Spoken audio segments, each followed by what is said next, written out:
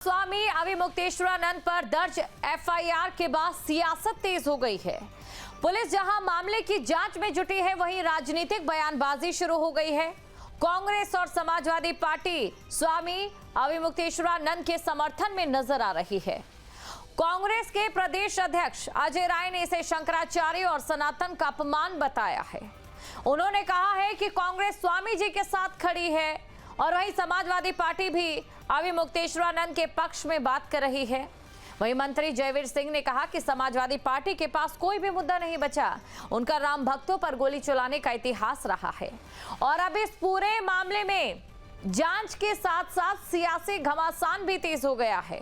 दो टूक में इसी मुद्दे पर चर्चा करेंगे, लेकिन पहले बयान सुन लेते हैं। भाई, हम तो ये सूचना पे कोई ध्यान नहीं देते हैं। अगर कोई हमारे मठ में आएगा तो हम स्वागत करते रहे हैं, उनका भी स्वागत करेंगे। स्वागत है। जो बच्चे हैं जिनके बारे में बात की जा रही है, ये हमारे विद्यालय में कभी ना तो भर्ती हुए और ना तो पढ़ने के लिए आए और ना तो पढ़े, ना तो हमारे यहाँ रहे। इनको हम लोगों ने मीडिया से ही जाना है कि ये कोई बच्चे हैं और आरोप लगा रहे हैं। भारतीय जनता पार्टी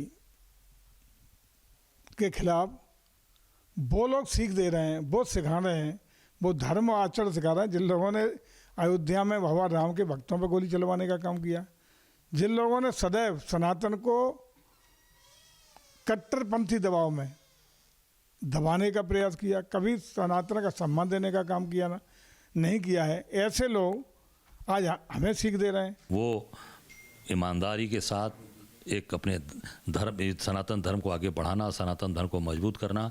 बाबा विश्वनाथ के दरबार में जितनी मूर्तियां तोड़ी गई, जितने वहाँ पर विग्रह हटाए गए, अब वहाँ पर अक्षय वट वृक्ष को काटा गया, अगर किसी ने उस बात को उठाया था तो स्वामी मुक्तेश्वरानंद जी ने उठाया था।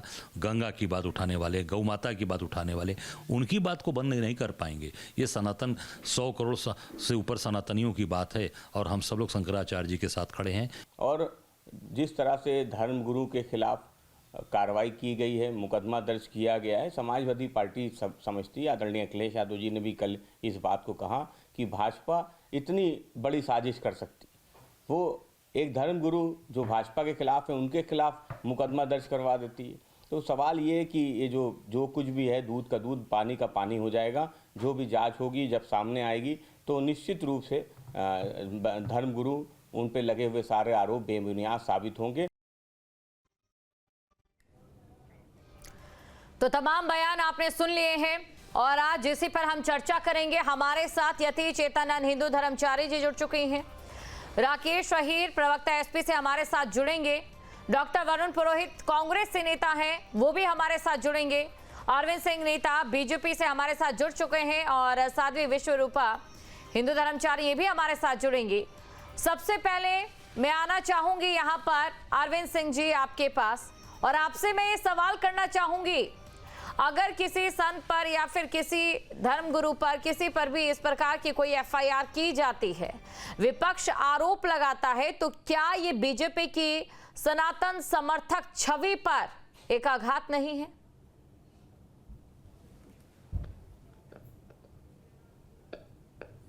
देखिए दीपशिखा जी, मेरा तो आग्रह है विपक्ष से कि ऐसे मुद्दों पर उसे राजनीति करना बंद कर देना चाहिए।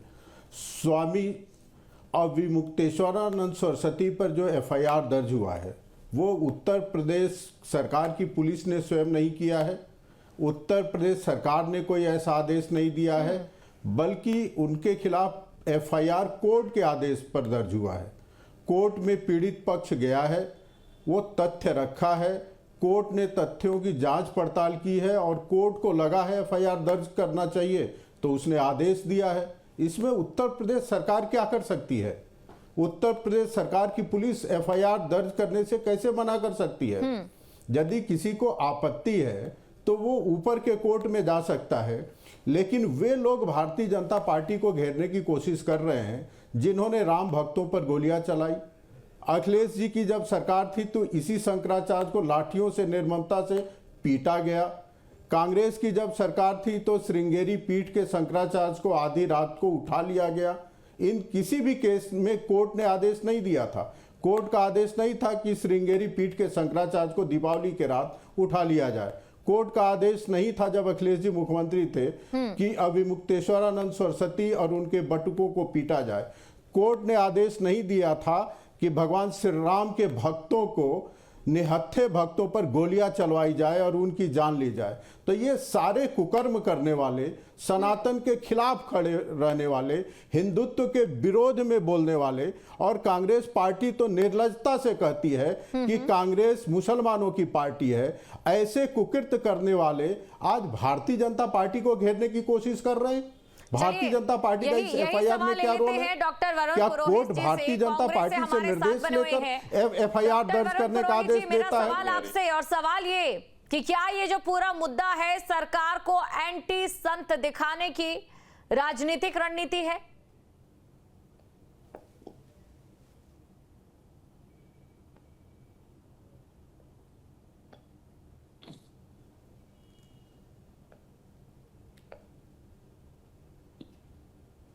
वरुण पुरोहित जी जी जी जी वो रिपीट करेंगे प्लीज, पार्डन। बिल्कुल, मेरा सवाल आपसे ये, जैसा कि अभी बीजेपी के प्रवक्ता की ओर से भी कहा गया, उसे सवाल को थोड़ा सा मॉडिफाइड करके जानना चाहूंगी, क्या ये मुद्दा सरकार को एंटी संत दिखाने का राजनीतिक एक रणनीति है?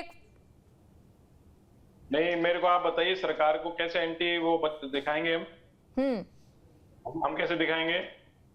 आप मुझे बताइए। ये तो सरकार ने किया है ना, किया सरकार का किया जा रहा है। विपक्ष ने थोड़ी आरोप लगाया, विपक्ष ने थोड़ी कोर्ट में जाकर के एप्लीकेशन दी है और वो वहां से ऑर्डर कराया है। तो खुद योगी आदित्यनाथ जी की जो सरकार है, एंटी ब्राह्मण है, एंटी धर्म है, ये गले की फांस बन चुका उत्तर प्रदेश की जो सरकार है भारतीय जनता पार्टी के लिए आगे आने वाले चुनाव को देखते हुए।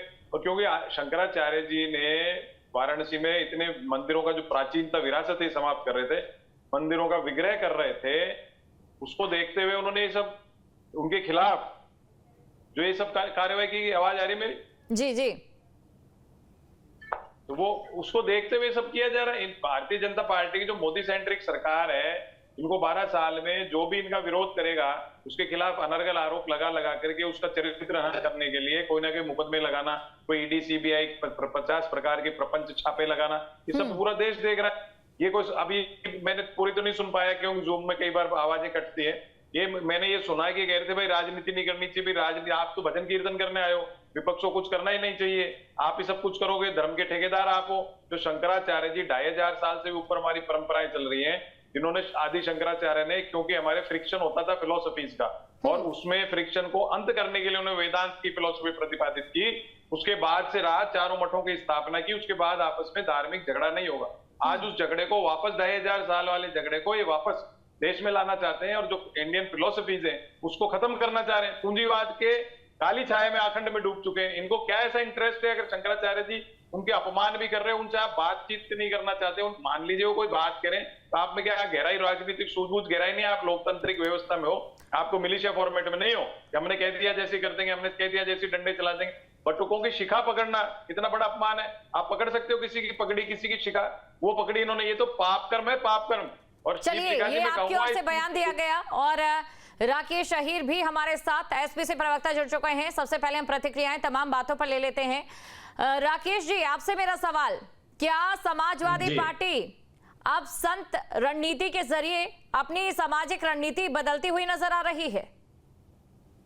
देखिए दीपशिखा जी, समाजवादी पार्टी का मानना है कि जो भी सरकार की नीतियों के अगर आईना दिखाने का काम करेगा तो सरकार उसके साथ इसी तरीके से फर्जी मुकदमा करेगा और जेल भेजेगा, या तो मुकदमा का डर कराएगा या सरकार का ध्वज दिखाएगा।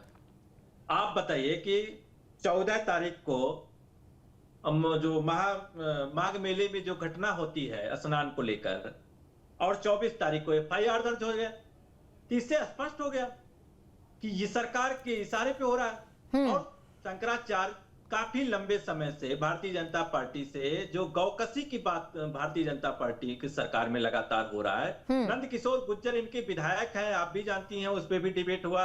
उनका आरोप भी था कि 80,000 1 लाख से ज्यादा प्रतिदिन गाय कटती हैं उत्तर प्रदेश में। तो वो गौकसी कानून बनाने के लिए जो 11 मार्च को लखनऊ आने वाले थे, उनको रोकने के लिए ये जो एफआईआर की गई है, ये सरकार के अधीन है। चलिए और सब जानते हैं इसी कि- सवाल का जवाब हम यति चेतनानंद जी से भी ले लेते हैं। हिंदू धर्माचार्य हमारे साथ बनी हुई हैं, आपसे समझना चाहेंगे कि क्या वाकई इस मामले में राजनीतिक हस्तक्षेप हो रहा है? क्या तमाम राजनीतिक दल अपने आप को संतों का प्रहरी बताने की कोशिश यहाँ पर कर रहे हैं, या फिर क्या नजर आ रहा है एक हिंदू धर्माचार्य होने के नाते? यति चेतनानंद जी। तो जो एफआईआर दर्ज हुई है वो न्यायालय के संज्ञान लेने के पश्चात हुई है, न्यायालय के आदेश के बाद हुई है। तो इसका मतलब जब आप ये कहते हैं कि सरकार ने मुकदमा दर्ज करा दिया, तो आप ये मानते हैं कि इस देश के न्यायालय स्वतंत्र एंटिटी नहीं है, जबकि हम तो यही सुनते चले आए आज तक। मैं कानून की ज्ञाता हूँ, मैं अधिवक्ता हूँ, मैंने तो आज तक यही सुना कि जुडिशरी एक इंडिपेंडेंट बॉडी है और वो अपने विवेक से कार्य करती है। जुडिशरी पे एडमिनिस्ट्रेशन का और लेजिस्लेशन का दोनों का ही कोई दबाव नहीं होता। अब दूसरी बात पर आ जाते हैं राजनीति की। राजनीति कौन लोग कर रहे हैं ये भी देखना चाहिए। जिनके जो आज शंकराचार्य जी के पक्ष में खड़े हुए दिखाई देते हैं, शंकराचार्य जी विचलित नहीं दिख रहे हैं। शंकराचार्य जी तो कह रहे हैं कि मैं हर जांच के लिए तैयार हूं, पुलिस आएगी तो मैं स्वागत करूंगा। तो इसका अर्थ ये है कि वो हर जांच के लिए तैयार है, लेकिन उनके पक्ष में खड़े होने वाले लोग कौन है, जरा उनका चेहरा देख लेते हैं। वो लोग जो धर्माचार्यों के रक्त से सरयू के जल को लाल करा देते हैं। वो लोग जिन्होंने 2015 में अभिमुक्तेश्वरानंद जी को, जब वो शंकराचार्य नहीं थे, तब उनको और इन्हीं बटुक ब्राह्मणों को लाठी डंडों से पिटवाया था काशी में, वही काशी थी। ठीक। और वो लोग जो रामचरितमानस जलवा रहे, वो लोग जिन्होंने करपात्री गौ रक्षा की बात करने वाले, और उनसे करपात्री जी महाराज से ये वादा किया गया था कि हम गौ रक्षा पे कानून लाएंगे, और उसके बाद गोली चलवा दी, संतों पे गोली चलवा दी। जो इस देश में राम के अस्तित्व पर प्रश्न चिन्ह खड़ा करते हैं, ये आज वो सारे संतों की बात कर रहे हैं। जो सनातन को सुन लीजिए, जो सनातन को के समूल विनाश की परिकल्पना करते हैं, जो ये कहते हैं कि सनातन डेंगू, मलेरिया और एड्स है, यानी कि तो मुझे तमाम इंडी आश्चर्य ये हो गठबंधन रहा पर है आप आरोप लगा कि ये रही वो हैं। लोग हैं और जो साध्वी बैठे विश्वरूपा हाथ जी भी धो रहे हैं। हमारे साथ बनी हुई है। साध्वी विश्वरूपा जी, आपसे मैं समझना चाहूंगी, क्या ये वाकई नजर आ रहा है, जैसा कि अभी यहाँ पर हमारी दूसरी हिंदू धर्माचार्य कह रही हैं, राजनीतिक रोटियां सेकी जा रही है संतों के सम्मान पर, अपमान पर, और अगर सेक रहा है कोई तो सबसे ज्यादा आगे कौन? देखिए दीपशिखा जी, मैं तो ये बिल्कुल निश्चित रूप से मैं जानती हूँ कि जो हमारे संत हैं या शंकराचार्य जी हैं, वो निश्चित रूप से जांच के बाद सब स्पष्ट हो जाएगा। एफआईआर होना कोई किसी को दोषी करार नहीं देता है। अगर किसी के खिलाफ एफआईआर हुई है या कोई मामला कोर्ट में आया है, इसका मतलब नहीं है कि वो दोषी है। तो इस बात को तो एक तरफ रख दीजिए। और राजनीति का तो सदैव से काम रहा है, उनको तो मुद्दे चाहिए। यहाँ पे कोई ऐसी बात नहीं, यहाँ वो कल तक वही पिटवा रहे थे शंकराचार्य को, किसी को भी है, कोई भी राजनीतिक पार्टी के, हम लोग किसी की पार्टी के अगेंस्ट नहीं बोल रहे हैं। क्योंकि मैं तो ये जानती हूँ कि मैं योगी सरकार की अगर मैं बात करूं कि अभी योगी सरकार की बात है, तो उनसे तो हम एक उम्मीद ही रखते हैं, वो निष्पक्ष जांच करेंगे और सही को सही, और अगर अपराधी है तो उसे सजा भी मिलेगी। परंतु जहां तक मेरा अनुभव रहा है, मैं शंकराचार्य जी को जानती भी हूँ, तो अभी ऐसा कुछ भी नहीं निकलने वाला। ये मैं अपनी तरफ से कह रही हूँ कि ऐसा कुछ भी नहीं निकलने वाला। निश्चित रूप से हो सकता है कोई निजी किसी के साथ कोई परेशानी हो और उन्होंने ऐसा कर दिया हो, निश्चित रूप से साजिश तो है, पर ये सरकार के साथ नहीं है, ये न्यायालय का काम है। और ये जैसे जैसे मामला आगे चलिए बढ़ेगा, इसी सब पर कुछ प्रतिक्रिया स्पष्ट हो ले लेते जाएगा। हैं अरविंद सिंह जी से। अरविंद जी, आप कुछ कहना भी चाह रहे थे, शायद विपक्ष का जवाब देना चाह रहे थे। जी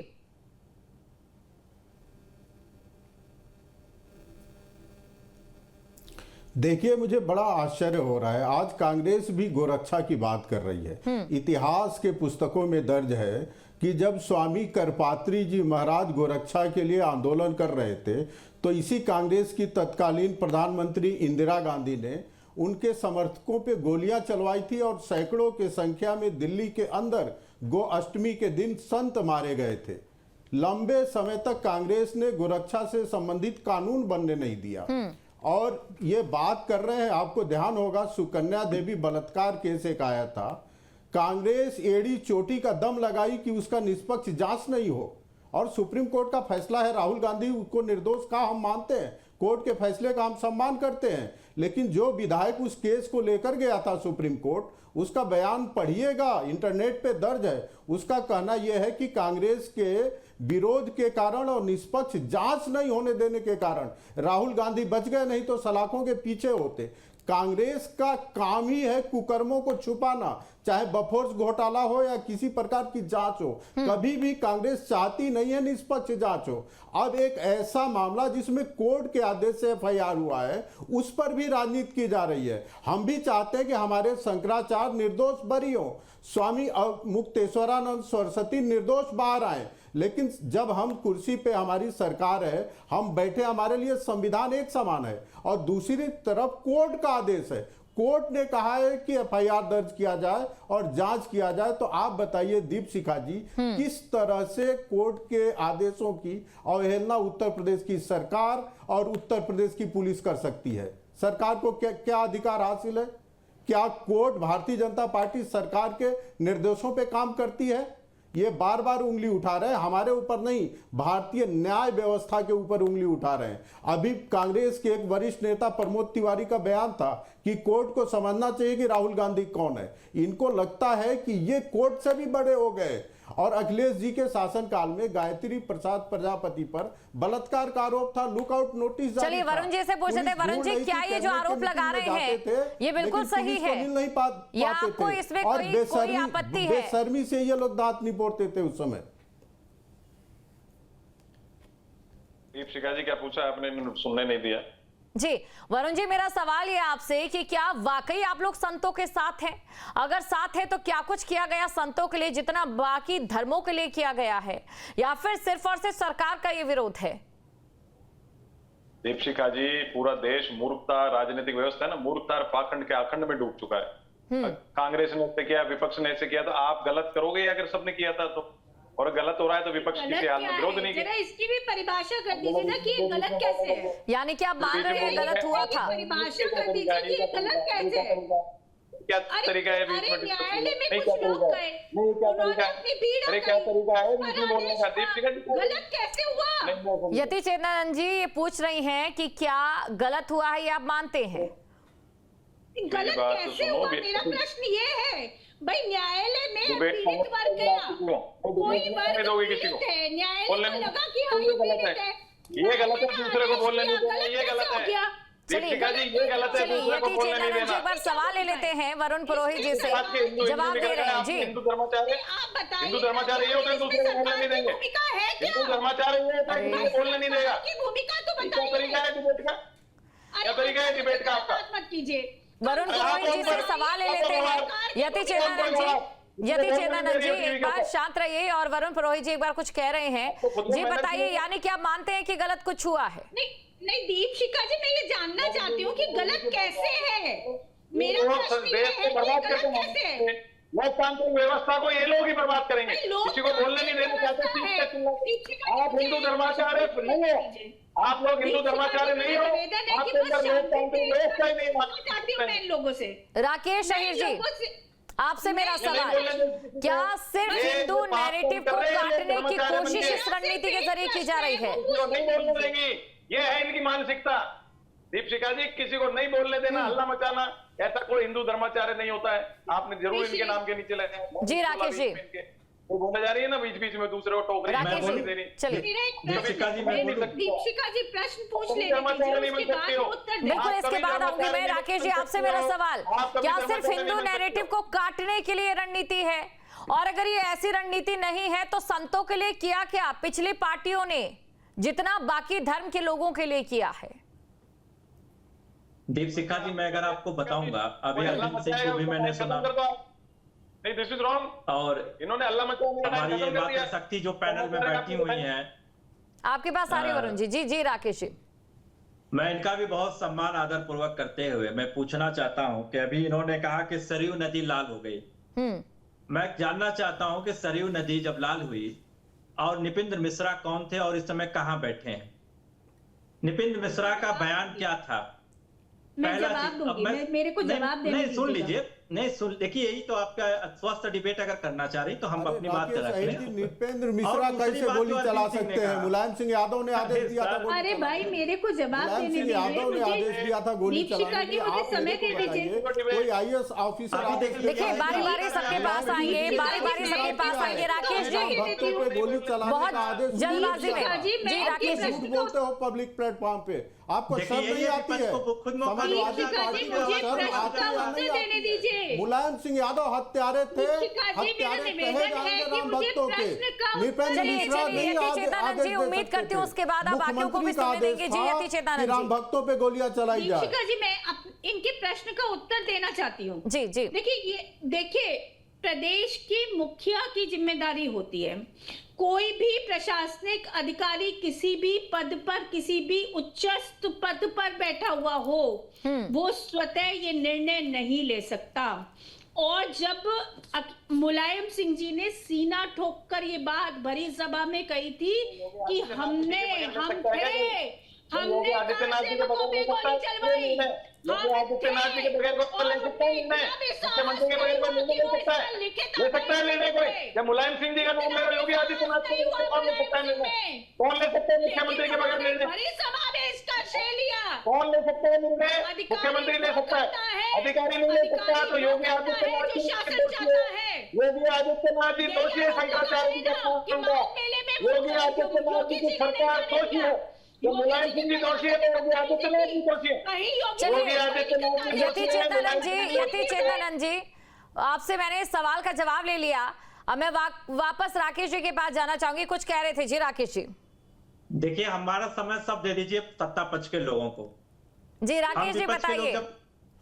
अभी जो है वरुण जी भी नहीं बोल पाए, साध्वी जी भी हमारे साथ बनी हुई हैं, उनके पास भी आऊंगी। आप लोगों से दो दो सवाल पूछ लें। साध्वी जी हमारे साथ जो बनी विश्व रूपा, उनके पास एक सवाल से आई हूँ, आप लोगों के इस सवाल के जवाब ले रही हूँ। अभी आपके पास आई हूँ, जवाब दे दीजिए ताकि उनके पास भी मैं जा पाऊँ। हम कह रहे हैं दीपशिखा जी, जब हम लोग 20 सेकंड भी नहीं बोल पाएंगे, अपनी बात नहीं रख पाएंगे आपके चैनल पे, आपके दर्शक कैसे जानेंगे? जी स्वस्थ डिबेट ऐसे थोड़ी होता है। यति चेतानंद जी स्वस्थ डिबेट ये होता जी राकेश जी बताइए। नपेन मिश्रा चिल्लाते रहते हैं। देखिए बिल्कुल ऐसे बहस नहीं चलने वाली है यति चेतानंद जी। यति चेतानंद जी अनुरोध है आपसे, एक बार सवालों का जवाब ले लेते हैं। राकेश जी आखिरी बार आ रही हूँ आपके पास जी। देखिए हम इस तरीके से डिबेट नहीं कर पाएंगे। आप जवाब दीजिए ऐसे, वरना बाकी भी नहीं अपना जवाब दे पाएंगे। जी राकेश जी। हम कह रहे हैं कि भारतीय जनता पार्टी सनातनी की बात करती है, गौ माता की बात करती है। पूरा देश जानती है कि बीफ काटने वाली कंपनी से चंदा लेने में सबसे नंबर 1 पे। जब चंदा बीफ कंपनी से लेती है और इधर इस मुंह से आके दूसरे मुंह से गौ रक्षक भी बनती है, तो अरे भैया आप सनातनी हैं, गौ रक्षक हैं, गाय की पूजा करते हैं, तो आप क्यों बीफ से कंपनी से चंदा लेते हैं? चंदा मत लीजिए। और आप आसाम, गोवा, नागालैंड, चलिए विश्व रूपा जी, आपके पास तमाम राजनीतिक दल ये कह रहे हैं कि गौ रक्षा के लिए हम सबसे आगे हैं, गौ को हम राष्ट्र माता बनाएंगे, लेकिन फिर दूरी कहां पर नजर आ रही है? विश्व रूपा जी दूरी कहां पर नजर आ रही है? सभी तो अपने आप को गाय प्रेमी बता रहे हैं, गौ भक्त बता रहे हैं, लेकिन फिर उन्हीं पार्टियों से बयान भी सामने आते हैं। विश्व रूपा जी। निश्चित रूप से दीपशिखा जी, ये जो जितने भी बड़े गौ भक्त है ना, ये जितने भी राजनीति में गौ भक्त है, सिर्फ दिखावा कर रहे हैं। कोई भी सच्चा गौ भक्त नहीं है। अगर गौ भक्त होते तो चाहे किसी की भी कभी सरकार हो तो निश्चित रूप से कानून बन जाना चाहिए था, बचाव हो जाना चाहिए था। दिन पर दिन ये जो संख्या बढ़ती जा रही है, वो सभी के लिए, यहाँ जो बैठ के बहस जो कर रहे हैं सभी लोग, ये सिर्फ अपनी राजनीति की रोटियां सेक रहे हैं, बाकी इनसे कोई लेना देना नहीं है। चाहे सनातन की छवि खराब हो रही है, चाहे किसी संत की छवि खराब हो रही है, चाहे टीवी डिबेट का मतलब होता है कि किसी चीज को पक्ष को उसका परिणाम आना, यहाँ पे चिल्ला के अपनी बात नहीं रखना है। आप स्पष्ट रूप से बात करिए। जब शंकराचार्य जी के ऊपर ही कोई आरोप लगा है और वो यहाँ वो कह रहे हैं कि सरकार इसको निष्पक्ष जांच करे, तो उस पर बात कीजिए। किसने क्या किया, कौन क्या करे? निश्चित रूप से कोई भी सरकार, आज अगर ऐसी पार्टियां जो हमेशा गौ रक्षा के खिलाफ खड़ी रही है, आज वो अभी गुप्तेश्वरानंद जी के साथ है, तो वो भी अपनी राजनीति चमकाने के लिए, उनको कोई चलिए राजनीति, हाँ वरुण जी से सवाल मैं लेती हूँ। वरुण जी, क्या वाकई राजनीति चमकाने की बात हो रही है, या फिर मैनिफेस्टो में शामिल किया जाएगा गौ रक्षा को लेकर, गौ को राष्ट्र माता मानने को लेकर, या तमाम चीजों को लेकर क्या कोई कदम भी उठाए जाएंगे? बहुत सारे विरोध प्रदर्शन करती है विपक्ष की, अगर मैं बात करूं, संसद की बात करें, कहीं भी हम बात करें, प्रदर्शन किए जाते हैं। एआई समिट अभी उदाहरण भी है।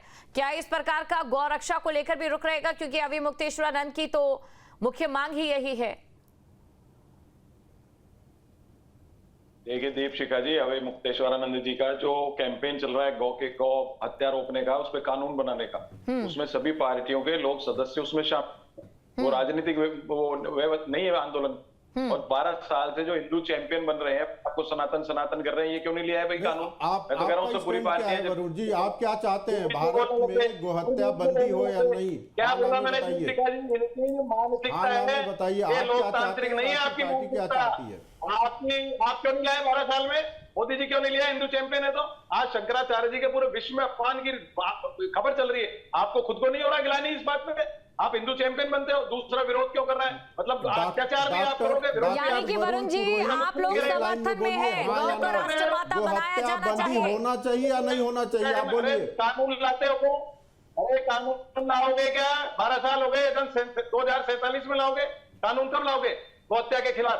बताइए आप। और अभी राकेश जी ने पूछा क्यों ले रहे हो चंदा उन बूचड़खानों से? क्यों नहीं बंद करते बूचड़खाने उत्तर प्रदेश? संसद में अटल जी के नेतृत्व में कानून आया था, कांग्रेस उसके विरोध में खड़ी थी, ममता बनर्जी उसके विरोध में खड़ी थी। आपको पता है या नहीं पता है वरुण जी?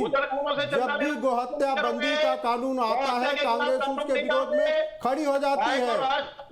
जब भी इस तरह का कोई कानून बनाने के लिए विधेयक आता है, हमेशा कांग्रेस और समाजवादी पार्टी इसके विरोध में होती है। ये तो आपको जानकारी होना चाहिए ना। करपात्री जी महाराज यही मांग कर रहे थे, आपने उनके समर्थकों पर गोलियां चलवाई। इतिहास आप मुश्किल से 7 सेकंड का समय बचा है राकेश जी, 60 सेकंड का भी समय नहीं बचा जी। भारतीय जनता पार्टी का जो चोला था वो उतर गया है। जो सनातनी और हिंदुत्व की बात करते थे वो 12 सालों में शंकराचार्य ने उतार दिया। अरे चोला आपका ऑलरेडी उतरा हुआ है, इसलिए जनता बार-बार आपको ठुकरा रही है। दीप निर्यात में उत्तर प्रदेश नंबर 1 चेहरा देखिए शीशे में। और उत्तर चलिए भगवा चोला किसने पहना है? साफ हो जाएगा। आप सभी का शुक्रिया, आप सभी हमारे साथ जुड़े। और इसी के साथ देखिए, ये सीधी सी साफ सी बात है कि संत पर FIR हुई तो कहीं ना कहीं क्या आस्था आहत हुई है, या फिर राजनीति असहज हुई है, पार्टियां असहज हुई है? क्या वाकई किसी ने भगवा चोला पहन लिया है? क्या किसी का चोला उतर गया है? कई तरीके के सवाल हैं। वक्त के साथ, नीतियों के साथ, मैनिफेस्टो में जो वादे और दावे किए जाते हैं उनके साथ, रणनीतियों के साथ समय रहते सब कुछ साफ हो जाएगा। संतों के साथ कौन है और कौन नहीं है, ये भी जनता को पता चल जाएगा। 2 टूक में फिलहाल के लिए इतना ही। आपके मोबाइल पर तुरंत आएगी ब्रेकिंग न्यूज, स्क्रीन पर सबसे पहले दिखेगी बड़ी खबर, देश दुनिया की हर खबर एक जगह। अब आपके मोबाइल पर तुरंत फटाफट इंस्टॉल कीजिए न्यूज़ नेशन ऐप और रखिए खुद को अपडेट।